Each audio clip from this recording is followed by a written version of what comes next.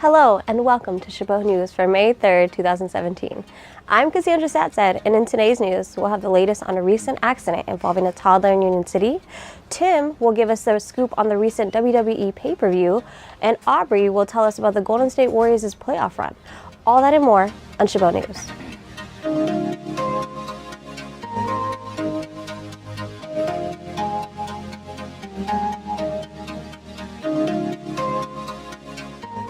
On Saturday, April 29th, an unfortunate incident happened in Union City.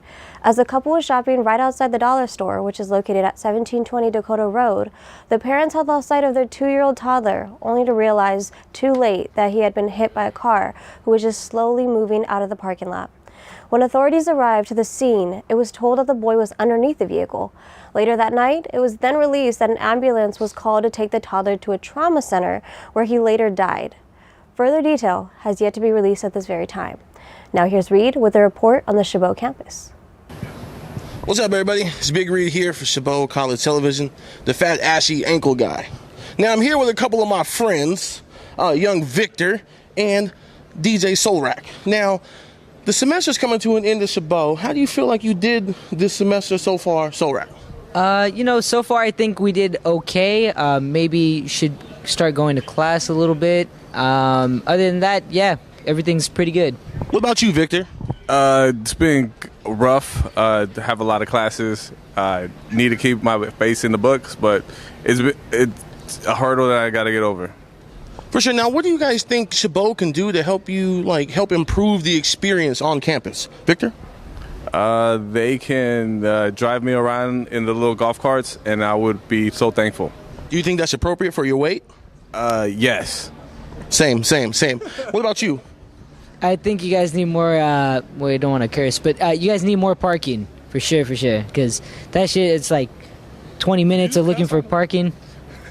It happens when you're frustrated with the circumstances given to you here on the Chabot College campus, including some other things that have happened. Now, what are you guys looking forward to this summer?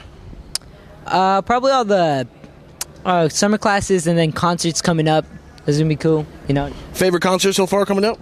Ooh, favorite one would have to probably be the one with I Am Sue at Oracle Arena. It's E40 I Am Sue. Doesn't sound like too much fun. What about you? What's your summer plans? I'm going to go get naked and rage in the middle of the desert and get ready for the Raiders, baby. Las Vegas, here I come. Hey, as long as you're not at Chabot, your life is a lot better. My name is Big Reed. Back to you, Cassandra. Thanks, Reed.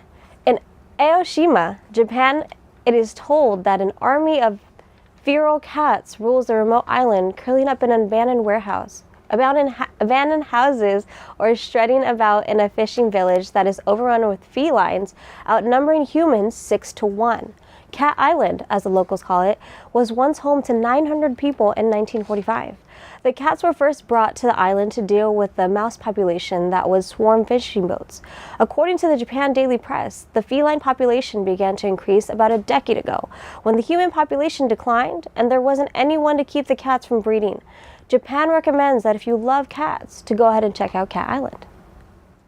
Monday afternoon around 1 p.m. at Mission Peak, 47-year-old San Jose hiker was bitten by a rattlesnake. The hiker had to be flown to Washington Hospital due to the bite leaving him in a serious condition. Park District officials are now warning hikers to be on the lookout, especially now that summer is approaching, because rattlesnakes are extremely active during this time, and a warm body allows the rattlesnake to move more clearly and attack its prey. Bay Bridge bike officials held a ribbon-cutting ceremony Tuesday for the grand opening of the Bay Bridge bike and pedestrian path. Oakland Mayor Libby Schaaf and Ryan Russo, Oakland's new Director of Transportation, rode bicycles to meet San Francisco City officials for the grand opening of Vista Point Tuesday morning. The bike ride was symbolic, as they were joined by bicycle and pedestrian advocates. To kick off National Bike Month in Oakland, we are celebrating the completion of the bike pedestrian path to Yerba Buena Island, Libby Schaaf said. The 15.5-foot wide path is now open 7 days a week, connecting Oakland and Yerba Buena Island. The commute also includes a place to rest and bathrooms. Pedestrians and bicyclists can now comfortably cross the bridge. Now is a great time to start planning your bike ride across the bay, especially with how the lovely weather has been. And now here we have Tim Trugy with the latest in entertainment. Thanks, Cassandra. Last Sunday, April 30th, WWE's Payback pay-per-view was held at the SAP Center in San Jose. Many have said the crowd was one of the best in recent memory. This event was combined with history-making moments and brutal acts of violence. Chris Jericho beat Kevin Owens to win his second United States title. It's funny that two Canadians were fighting over a United States championship. Alexa Bliss beat hometown favorite Bayley to win with the Raw Women's title. Bliss became the first woman in history to win both the Raw and SmackDown Women's titles. The night capped off with Braun Strowman destroying and beating Vince McMahon's golden boy Roman Reigns. After the attack, Reigns was taken away in an ambulance. The movie that most of the Marvel Cinematic Universal fans are waiting for, Guardians of the Galaxy 2, is finally coming up this Thursday, the 4th, and it's going to be in all theaters in the U.S. on the 5th. And what makes it a unique film besides the superhero story is being funny and comedic. A lot of comics lovers actually like the first movie, and they're expecting the second part to be even better since it's going to be built up for the Avengers Infinity War, which is going to be in 2018, and the second part in 2020. Well, that's all for entertainment. Back to you, Cassandra. Thank you, Tim. Chants were heard all through the city of Oakland on Monday, May 1st. Demonstrators organized near an Alameda County building on Oak Street. A group of protesters chained themselves to the front doors and began to chant, "Come down, supervisors, come down, supervisors." A smaller force managed to make it past security and into the building. They were attempting to hang a banner from the upper floor balcony, but instead, 4 demonstrators were arrested for trespassing. The rest of the protest occurred outside the building without any more arrests. We are here standing in solidarity with immigrants and with the communities that are most affected by the militarized police force we have here in Alameda County and across the country, said protester Sarah Pritchard at Oak Street. The gathering ended about noon, but the movement continued at Fruitvale Plaza and in San Francisco. And now here's Aubrey, who will tell us more about the local sports. Thanks, Cassandra. After an 8-day layoff, the Golden State Warriors ran away with an easy 12-point win over the Utah Jazz Tuesday, May 2nd, in the opening game of the series. Many were concerned that the extended break would have a negative impact on their overall performance, though it seems they didn't take note to the fact that the Dubs' gold blood does not run thin. Draymond Green scored the first 6 points of the game, leading to a 9-zip lead over the Jazz, holding them scoreless for the first 4 minutes of the opening Western Conference semifinal game. This would be a consistent theme throughout the game. The Warriors extended their lead to 21 points over the Jazz in the fourth quarter, and the Jazz were not able to turn the tables on the tenacious Golden State Warriors. Any concern of the potential effects that an earned extended break through a series sweep against the Portland Trail Blazers has been wiped away. Though the series has just begun, the predictions put the Warriors at -3,000 and the Jazz at +1,400, which means bettors would have to put up $30 to win just $1 in the favor of the Warriors and $1 to win 14 in the favor of the Jazz. In other words, odds are well in the favor of the Golden State Warriors.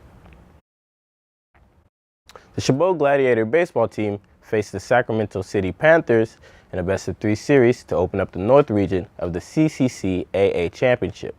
Game 1 kicks off at 2 p.m. on May 5th, Game 2 at noon on May 6th, with Game 3 to be decided if needed.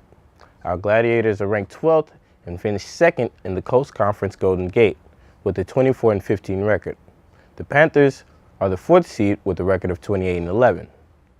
The winner advances to next week's second round, facing the number 1 seed in the North, the San Mateo Bulldogs. Chabot freshman Vince Volpatti aims to impact the outcome of the game with his 11 home runs, 34 RBIs, 17 stolen bases, 23 walks, and a slugging percentage of .580 for the season. The Gladiators won 2 of 3 games against the Panthers during the regular season and went 2-2 against the number 1 seed. Chabot Gladiator baseball has a strong tradition and will, in true Gladiator fashion, come in swinging. Well, that's all for sports this week. Back to you, Cassandra. Thanks, Aubrey. On Sunday, April 30th, a rescue mentor dog was stolen from his owner's home in Castro Valley. The 3-year-old black and tan German Shepherd named Murphy was believed to be abducted between 3:30 p.m. and 5 p.m. Authorities say Murphy has mentored hundreds of rescued German Shepherd dogs, helping them learn proper social skills before moving into homes.